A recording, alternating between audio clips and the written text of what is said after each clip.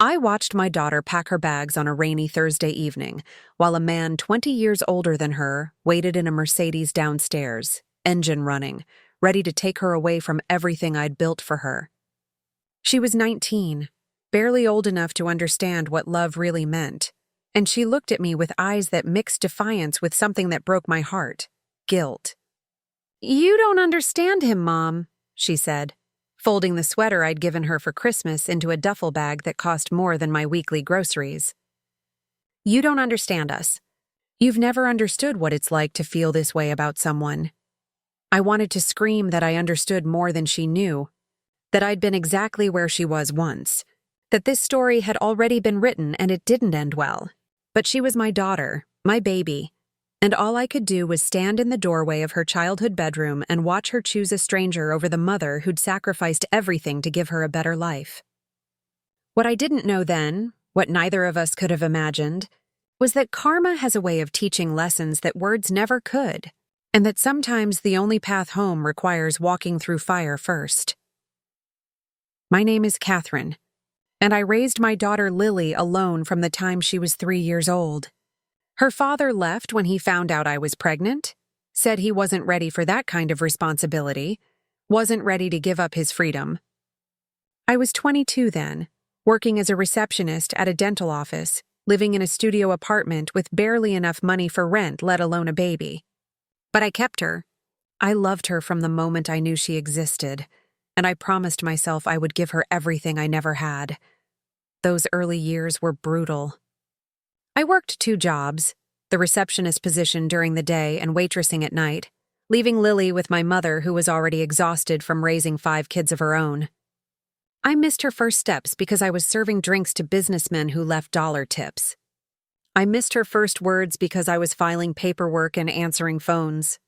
But I told myself it was worth it, that these sacrifices would build a foundation for her future, that one day she'd understand that everything I did was for her. By the time Lily was 8, I'd worked my way up to office manager at the dental practice. We moved into a small 2-bedroom apartment in a better neighborhood, one with good schools and safe streets. I enrolled her in dance classes, even though they cost more than I could afford, drove her to recitals in a car that barely ran, sat in the audience with tears in my eyes watching my beautiful girl spin and leap across the stage. She was talented, passionate, and for a while I let myself believe that I was giving her the childhood she deserved. But there were costs to my constant working, constant striving. I missed parent-teacher conferences because I couldn't leave work. I forgot her birthday once, actually forgot it, because I was drowning in bills and responsibilities and exhaustion. She cried herself to sleep that night, and when I finally remembered at 11 p.m. and rushed to buy a cake from a 24-hour grocery store, she wouldn't even look at me. "You always choose work over me," she said, 10 years old and already understanding abandonment in a way no child should. "I'm working for you," I tried to explain. "Everything I do is for you, honey, so you can have a good life. I don't care about a good life. I just want you." But I didn't know how to give her both. I didn't know how to be present and also provide, how to be the mother she needed emotionally, while also being the mother who kept a roof over her head and food on the table. So I kept working, kept sacrificing, and told myself that one day she'd understand. She grew up beautiful and talented, but also lonely. I could see it in the way she attached herself to her friends' mothers, lingering at their houses after sleepovers, volunteering to help with their younger siblings just to be part of their family dinners. I could see it in the way she started pulling away from me during her teenage years, building walls I didn't know how to break through. "We need to talk more," I'd say, trying to start conversations over dinner. "About what?" she'd reply, not looking up from her phone. "You don't even know what's going on in my life. Then tell me." "I'm here. I'm listening." "No, you're here physically, but you're not really here. Your mind is always somewhere else. On work, on bills, on everything except me." It hurt because she was right. Even when I was home, I was thinking about the office, about patients and scheduling and whether we'd make payroll. I was so busy trying to secure our future that I was missing our present, and by the time I realized it, the distance between us had grown too wide to easily cross. Lily graduated high school with honors. I was so proud of her, sitting in that auditorium watching her walk across the stage to receive her diploma. She'd gotten into a good university on a partial scholarship, planning to study psychology because she wanted to help people, she said. She wanted to understand why families fell apart and how to fix them. I wondered if she was trying to fix us. She started college that fall, commuting from home to save money. I thought it was a good compromise. She could experience university life without the expense of dorms, and we'd have more time together. But she started staying later on campus, coming home at 10 or 11 at night, barely speaking to me before disappearing into her room. "How was your day?" I'd ask. "Fine," she'd answer, the universal word for, "I don't want to talk to you." I didn't push. I told myself she was just adjusting to college life, making friends, finding herself. I told myself that this distance was normal, that all teenage girls pulled away from their mothers, that we'd reconnect when she got older. I was wrong about so many things. She met Marcus during her second semester. I didn't know about him at first. She kept him secret, which should have been my first warning sign. But when she finally brought him up, mentioning casually that she was seeing someone, I was actually happy. I thought a boyfriend might be good for her, might help her open up, might give her someone to share her life with. "What's he like?" I asked, trying to show interest, trying to bridge the gap between us. "He's older, mature. He actually listens to me, unlike some people." The jab hurt, but I ignored it. "How much older? Does it matter?" "I'm just curious, honey. I want to know about the people in your life." "He's 39. And before you say anything, age is just a number. He treats me like an adult, like I actually matter. He doesn't treat me like a child who needs to be managed." 39. She was 19. He was 40. He was older than me by a year. The age gap alone was a red flag the size of Texas, but I tried to stay calm, tried not to react in a way that would push her further away. "That's quite an age difference, Lily. I'm just worried that you might be in different life stages, want different things. Here we go. I knew you'd do this. I knew you'd judge him without even meeting him. I'm not judging. I just want to make sure you're being careful, that you're thinking about what you want from this relationship.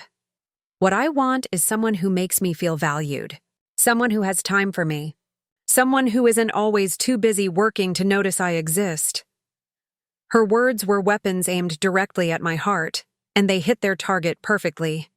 I tried to argue, tried to explain again that everything I'd done was for her, but she didn't want to hear it. She left the room and didn't speak to me for 3 days. I should have pushed harder then.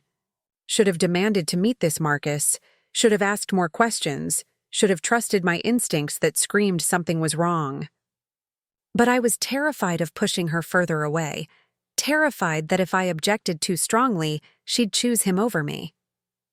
So I stayed quiet. And I regretted it every day afterward. The next few months were a nightmare in slow motion.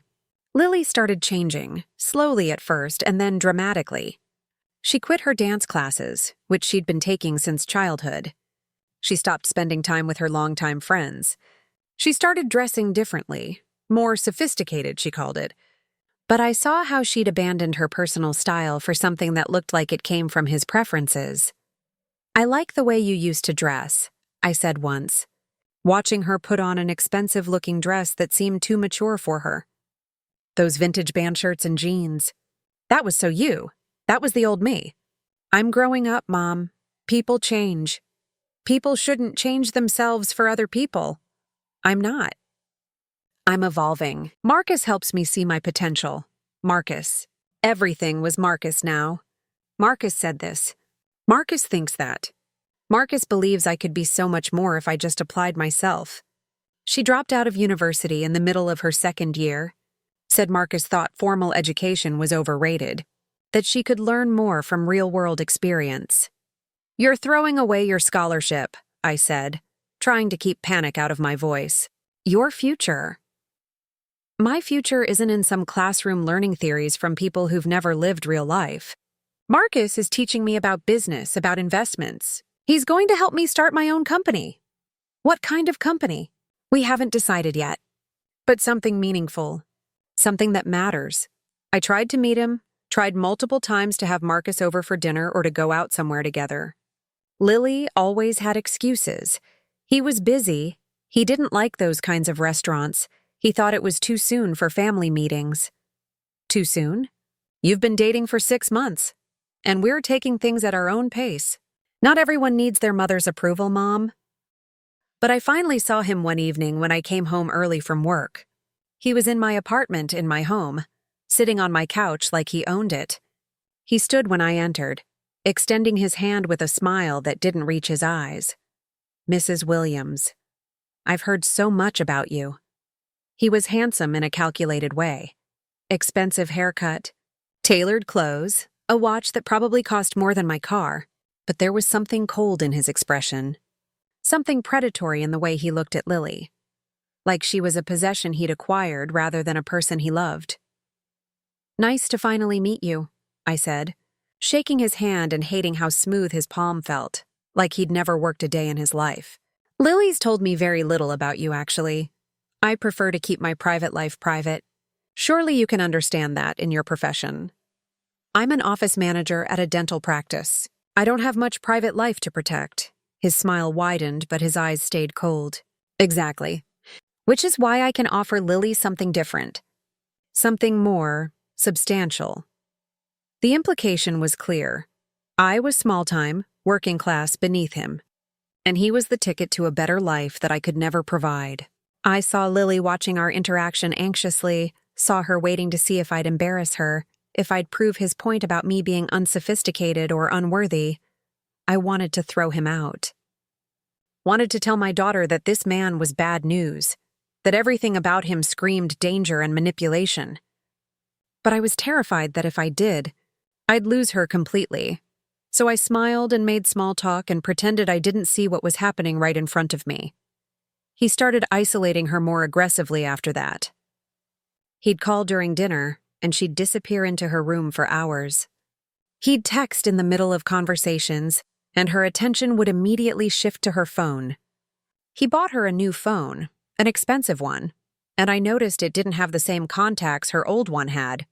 Her childhood friends' numbers were gone. Where's Jessica's number?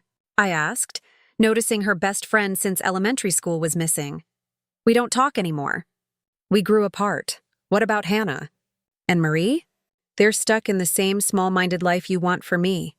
Marcus helped me see that I need to surround myself with people who have ambition, who want more from life. Those girls loved you. They've been your friends for years. They were holding me back. Marcus says you are who you spend time with, and I need to spend time with people who are going somewhere. I watched my daughter transform into someone I didn't recognize. The warm, creative girl who'd dreamed of helping people became cold and focused on material things. She talked about money constantly, about investments and properties and building wealth. She looked down on people who worked regular jobs, people like me, saying they'd settled for mediocrity. There's nothing mediocre about honest work, I said once, hurt by her condescension. There's nothing honest about working yourself to death for someone else's profit. Marcus taught me that. Real wealth comes from ownership, from making smart decisions, from not being afraid to take what you deserve. She didn't sound like herself. She sounded like him, like she'd absorbed his worldview and replaced her own personality with his. And I didn't know how to reach her anymore. Didn't know how to remind her of who she really was underneath all his programming. The breaking point came on a Thursday in March. I came home from work to find Lily in her room, packing. Not just a weekend bag, but everything. Her clothes, her books, her childhood memories all being shoved into duffel bags and boxes. What are you doing? I'm moving in with Marcus. I should have done it months ago, but I stayed because I felt guilty leaving you alone. But I can't live like this anymore, Mom. I can't live in this tiny apartment with someone who doesn't support my dreams, who's always judging my choices. I'm not judging your choices, I'm worried about you. There's a difference. You're worried because you can't control me anymore. You're worried because I'm finally happy and it has nothing to do with you. Happy? Lily? You've cut off all your friends, dropped out of school, changed everything about yourself. That's not happiness, that's isolation. That's exactly what abusers do. They separate you from your support system until you're completely dependent on them. Her face flushed with anger. Marcus isn't abusing me. He loves me. He's the only one who's ever really loved me for who I am. I've loved you from the moment you were born. I've sacrificed everything for you. No, you sacrificed everything for work. For money. For your own guilt about being a single mother. You used me as an excuse to work constantly, and now you're angry that I found someone who actually has time for me. That's not fair, and you know it. Don't I? Do you have any idea what it was like growing up watching other kids' mothers show up to their events while you were always working? Do you know how many times I lied and said you were sick or busy because I was embarrassed to admit my own mother didn't care enough to come? I cared. God, Lily, I cared so much it nearly killed me. I worked those jobs for you, for your dance classes and your school trips and your future. I didn't need dance classes. I needed you.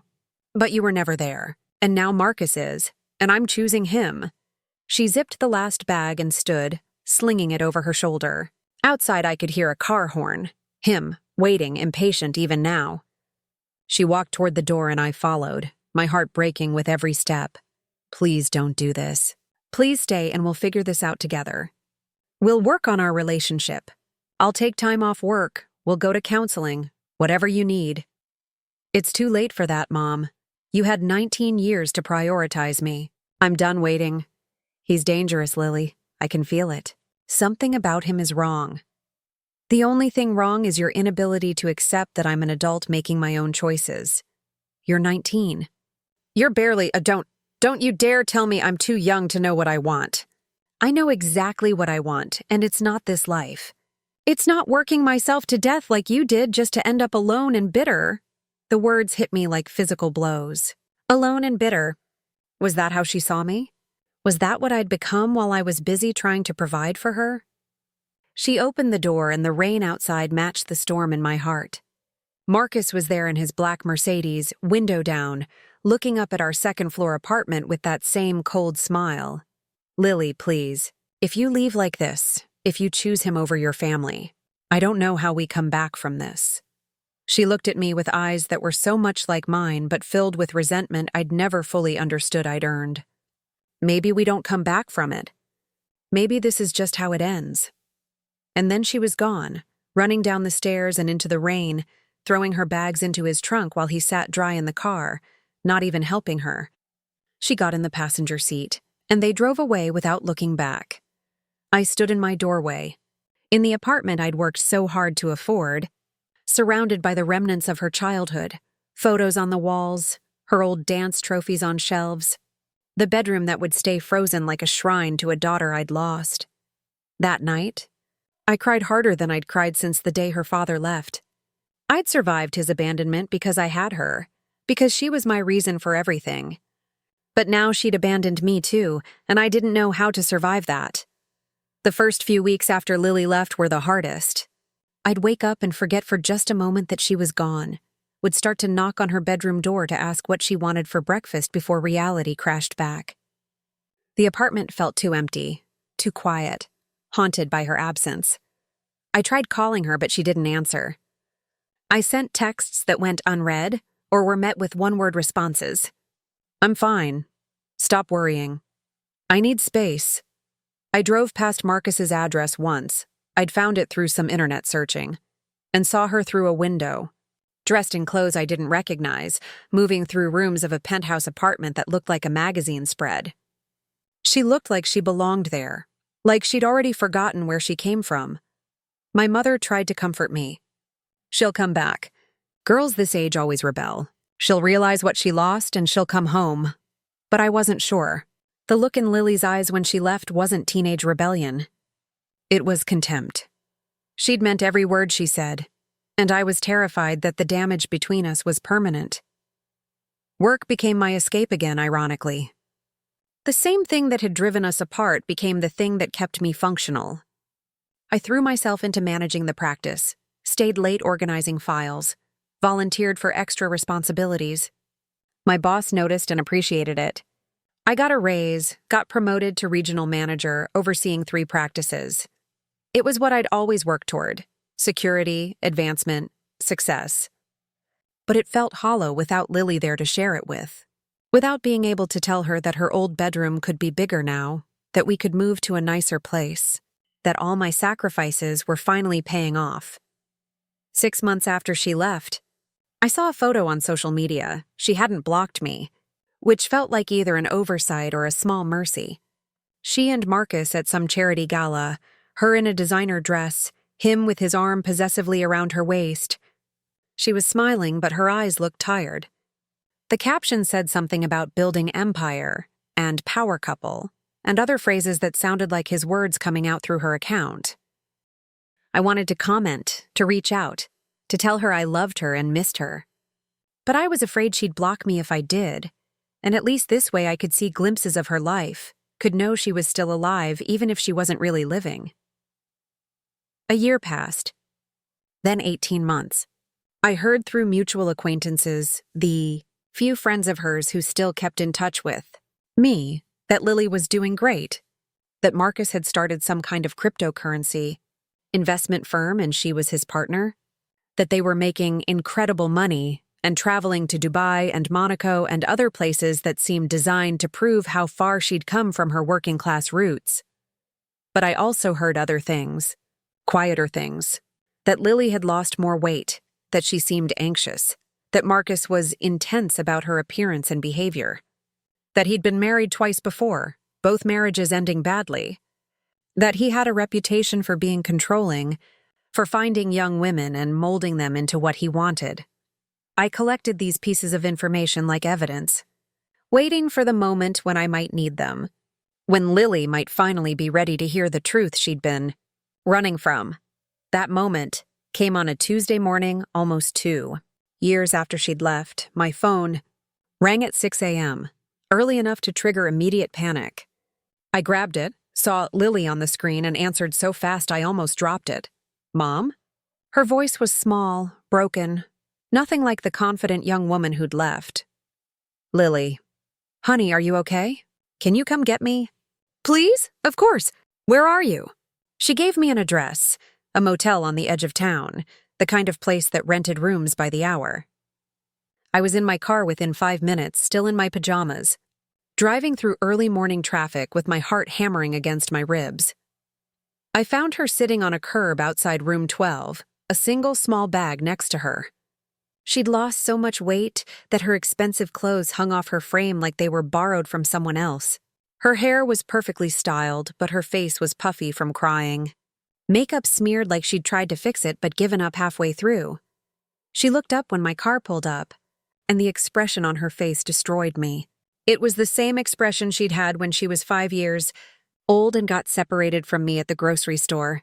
Pure relief mixed with shame that she'd gotten lost in the first place. I got out of the car and she stood up, and for a long moment we just looked at each other.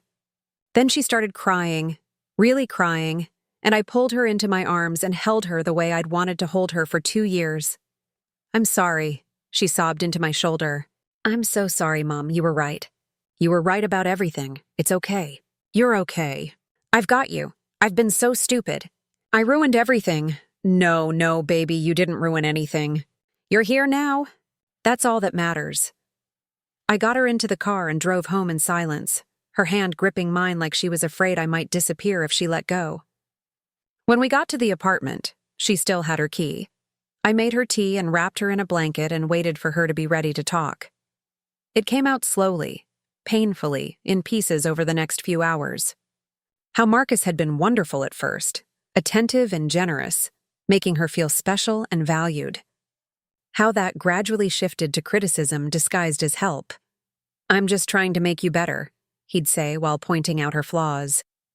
How he'd controlled her finances, saying he was teaching her about money management while actually ensuring she had no resources of her own. How he'd isolated her completely, monitoring her phone, her emails, her every movement. I couldn't talk to anyone without him knowing. Couldn't go anywhere without permission. I was living in this beautiful penthouse prison, and I didn't even realize it was happening until I was completely trapped. What changed? I asked gently. What made you leave? She was quiet for a long time, her hands wrapped around her mug of tea that had long since gone cold. He hit me. Last night, I said something he didn't like. I don't even remember what. And he backhanded me across the face. And the worst part, Mom, the absolute worst part was that it wasn't the first time. It was just the first time I admitted to myself that it wasn't an accident, wasn't a one-time thing. He'd been pushing and grabbing and hurting me for months, and I kept making excuses for him because I didn't want to admit you were right. I felt rage rise up in me, hot and fierce. Did you call the police? No, I waited until he fell asleep and I grabbed what I could and I left. I took his car. I know I shouldn't have, but I didn't know what else to do. And I drove to that motel and I sat there all night trying to figure out what to do. And all I could think about was calling you, even though I was so ashamed of what I'd said to you, how I'd treated you. None of that matters now. What matters is that you're safe, that you're here. I don't have anything, Mom. No money, no phone. He controlled all of that. I don't even have my own ID. He kept all my documents in his safe. I'm 21 years old and I have nothing. You have me. That's not nothing. She looked at me with tears streaming down her face. I said such terrible things to you. I blamed you for working hard to give me a life. I chose a man who hurt me over the mother who loved me. How can you even stand to look at me? I pulled her close again, kissed the top of her head like I used to when she was little. Because you're my daughter. Because I love you unconditionally. Because I understand making mistakes in the name of love. I've made plenty of them myself. You're human, Lily. You're allowed to be wrong, and I'm allowed to be here to help you get back up. I don't deserve you. Deserving has nothing to do with love, baby. Love just is. The next few weeks were difficult in new ways. Lily was a shell of herself, jumping at sudden sounds, having nightmares, crying at random moments. She was terrified Marcus would come looking for her, would force her to come back. I assured her that wouldn't happen, that I'd protect her, but I was scared too. Men like Marcus didn't just let go of things they considered theirs. I took time off work, the first time I'd really prioritized her over my job, and we spent the days talking. Really talking, for the first time in years. She told me about the psychological abuse, the way he'd systematically destroyed her confidence while pretending to build her up. How he'd convinced her that she was worthless without him, that her family and friends had abandoned her, that he was the only one who really understood her. But they didn't abandon me, she said one afternoon. I abandoned them. I pushed everyone away because he told me to, and now I don't know how to reach back out. I don't know if they'll even want to talk to me. They will, I assured her. Real love doesn't come with an expiration date. Your friends, they'll understand. She contacted Jessica first, her childhood best friend. I watched her compose and delete dozens of texts before finally sending one that just said, I'm sorry. I was wrong about everything. Can we talk? Jessica responded within minutes. I've been waiting for this message for 2 years. When can I see you? Slowly, piece by piece, Lily started rebuilding her life. She reconnected with her friends, enrolled back in university to finish her degree, started therapy to process the trauma. She got a part-time job at a bookstore. Something simple, something that was hers, that had nothing to do with Marcus or his world. And she and I started to heal. We had hard conversations about the past, about my absence during her childhood, about her resentment and my guilt. We didn't fix everything overnight. Some wounds take years to fully heal. But we started. I understand now why you work so hard, she said one night over dinner. I understand you were doing the best you could with what you had, and I'm sorry I threw that in your face. I understand why you felt abandoned, I replied. I'm sorry I didn't find better balance. I'm sorry I missed so much of your life in the name of providing for your future. We both made mistakes. We're human. That's what humans do. We make mistakes and hopefully we learn from them. But karma wasn't finished teaching its lessons. 3 months after Lily came home, Marcus showed up at my workplace. He walked into the dental practice in his expensive suit with his cold smile and asked to speak to me privately. Every instinct in my body screamed danger, but I agreed, leading him to my office while texting Lily to let her know he'd found us. "I want her back," he said without preamble, sitting in the chair across from my desk like he was negotiating a business deal. "She's not a possession you can reclaim. She's confused, scared. She doesn't know what she wants. I can help her, Mrs. Williams. I can give her the life you never could." "The life where you hit her? Where you control every aspect of her existence? That life?" His expression didn't change, but something flickered in his eyes. "I made a mistake. I lost my temper. It won't happen again. You're right about that. It won't happen again because she's never going back to you. That's not your decision to make. Actually, it is her decision, and she's made it." He leaned forward, his voice dropping to something dangerous. "Do you know how much money I've invested in her? The clothes, the education, the lifestyle. She owes me, and I intend to collect. Love doesn't come with a balance sheet, Marcus. And what you felt for my daughter wasn't love. It was ownership. There's a difference. You turned her against me. Poisoned her mind with your working-class resentment. I didn't have to turn her against you. You did that yourself when you put your hands on her. When you made her feel small and worthless and trapped." He stood up abruptly, and I instinctively reached for my phone. "This isn't over. I will get her back. And when I do, you'll be the one she blames for keeping her from the life she deserves. Get out of my office. And stay away from my daughter, or I'll file a restraining order so fast your expensive lawyers won't have time to find a loophole." He left, but the threat lingered in the air. I called Lily immediately, told her what happened. She was shaken, but also angry, not at me, but at him. "I'm not going back," she said firmly. "I don't care what he threatens or promises. I'm never going back." We filed the restraining order that afternoon.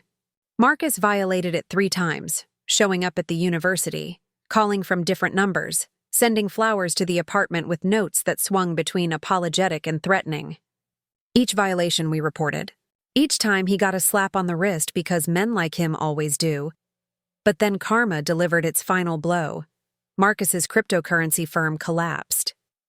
It turned out to be a scam, a Ponzi scheme that defrauded investors of millions of dollars. Federal agents raided his penthouse, seized his assets, arrested him on charges of fraud and embezzlement. The news was all over local media. The wealthy businessman with the perfect life exposed as a con artist who'd been stealing from people for years. Lily and I watched the news coverage together, her hand in mine. On screen, Marcus was being led out of his building in handcuffs, his expensive suit rumpled, his cold smile finally gone. "How many women do you think he did this to?" she asked quietly. "How many girls like me did he manipulate and abuse? I don't know. But at least he can't hurt anyone else now. I could have been with him when it all came down. I could have been arrested too, or worse. If I hadn't left when I did, but you did leave. You chose to come home." She turned to me with tears in her eyes. "I didn't choose to come home until it was almost too late. I should have listened to you from the beginning. I should have trusted that you knew better. You were young.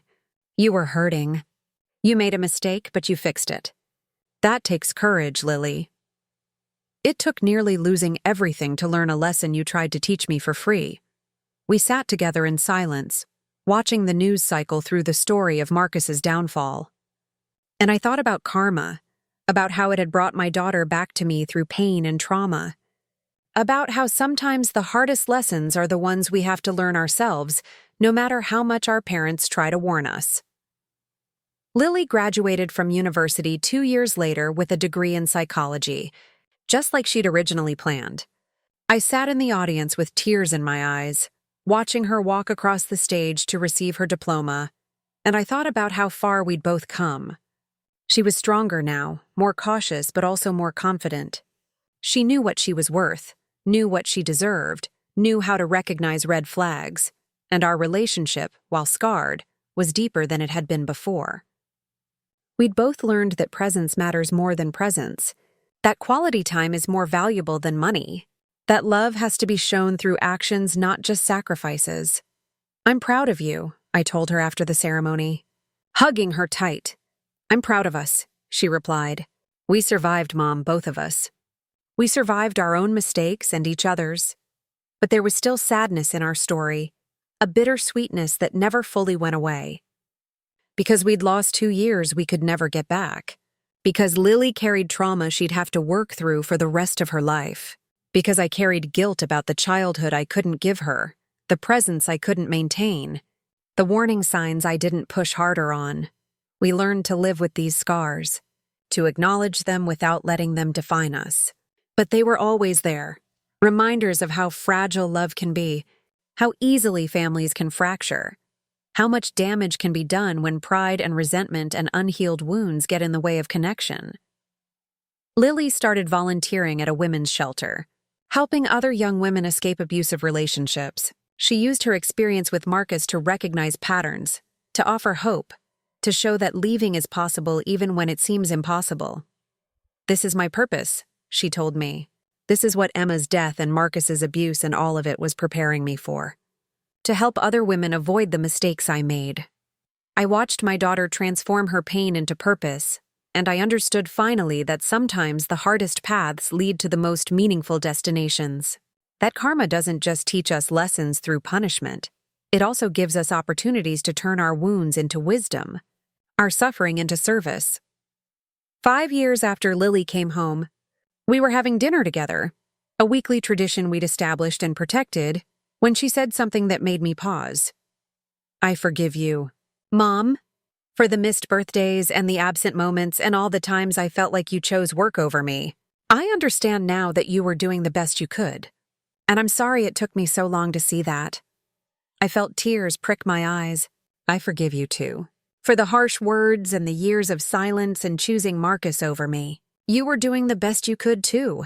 We're quite a pair, aren't we? Both of us doing our best and both of us getting it wrong.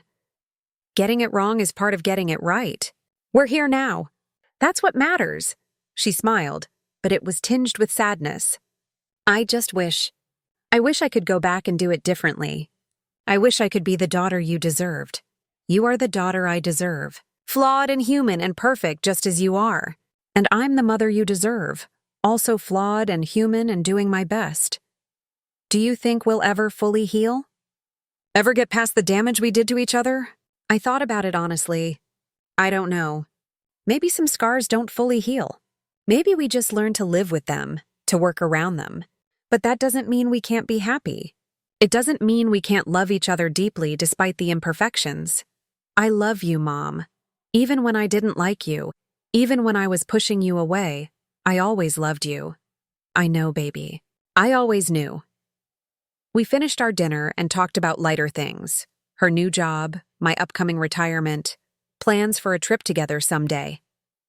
But underneath the ordinary conversation was the weight of everything we'd survived, everything we'd learned, everything we'd lost and found again. Karma had brought her back to me, but not unchanged. Not unscathed. She came back wiser but wounded, stronger but scared, home but haunted by the journey that led her back. And maybe that's the real lesson, that coming home isn't about returning to how things were. It's about building something new from the pieces of what broke, about accepting that growth requires pain, that wisdom requires mistakes, that love requires forgiveness, both given and received. My daughter ran away with a toxic man who promised her everything and delivered only pain. Karma brought her back, but it didn't erase the years we lost or the innocence she sacrificed or the trust we had to rebuild from nothing. It just gave us another chance. A second opportunity to get it right, to love better, to be present more fully. And we're taking that chance every single day. Not perfectly, not without struggle, but together. Because in the end, that's what family means. Not being perfect, not avoiding mistakes, just choosing each other, over and over again, despite all the reasons not to. We're choosing each other. And that's enough. It has to be enough. Because it's all we have, and all we need, and all that matters when everything else falls away. I got my daughter back. Not the same daughter who left, but perhaps a better one. One who knows her worth, who understands sacrifice, who recognizes love even when it's imperfect. And she got her mother back. Not the absent workaholic she resented, but perhaps a better one, one who finally learned that presence matters more than provision. That time is more valuable than money. That being there is the greatest gift I could ever give. We both lost so much. But we found each other again. And in a world where love is fragile and families fracture and mistakes can cost you years, that's not nothing. That's everything.